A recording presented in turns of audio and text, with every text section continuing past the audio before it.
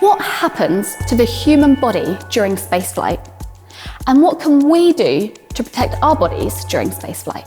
Join us to find out how the body ages quicker in space than it does on Earth, and what exercises astronauts do on the International Space Station to minimise the negative effects of spaceflight. Subscribe and watch all of our episodes in this fascinating series as researchers strive to overcome some of the biggest obstacles to deep space exploration by humans.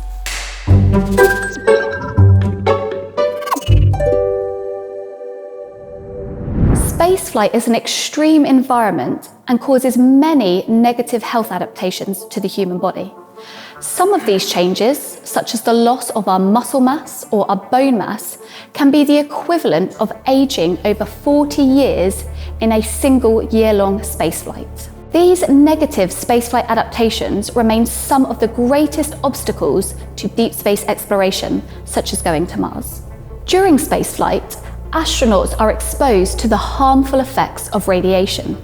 This increases their risk of cataracts, which causes visual impairments, and DNA damage, which increases the risk of cancer.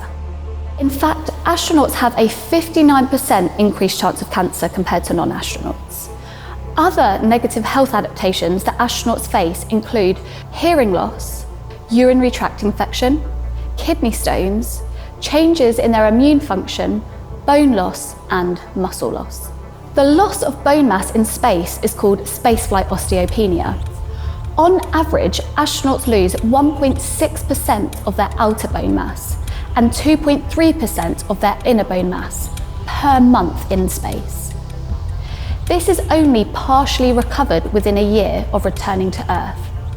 And it is thought that some bone loss, such as that in the spine, may never be recovered following a mission to Mars. Astronauts also lose about 20% of their muscle mass and about 40% of their muscle strength. And these declines are sufficient enough to threaten astronaut in-flight operations and their health whilst on board the International Space Station. Overall, these negative health adaptations result in a greater mortality for astronauts compared to people on Earth. To try and minimise the negative effects of spaceflight on the body, astronauts perform about 2 hours of exercise 6 days a week whilst they are on board the International Space Station. They perform endurance exercise such as cycling and treadmill running using a harness, and they also perform weight training using the Advanced Resistance Exercise device.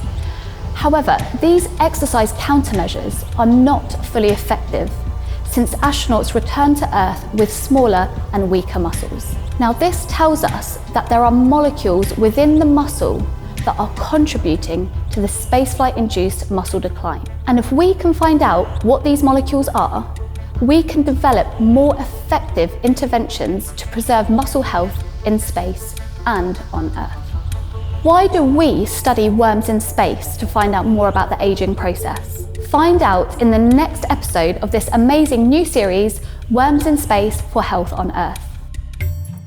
Subscribe now to watch all of the episodes. Hit the bell button to receive notifications of new downloads.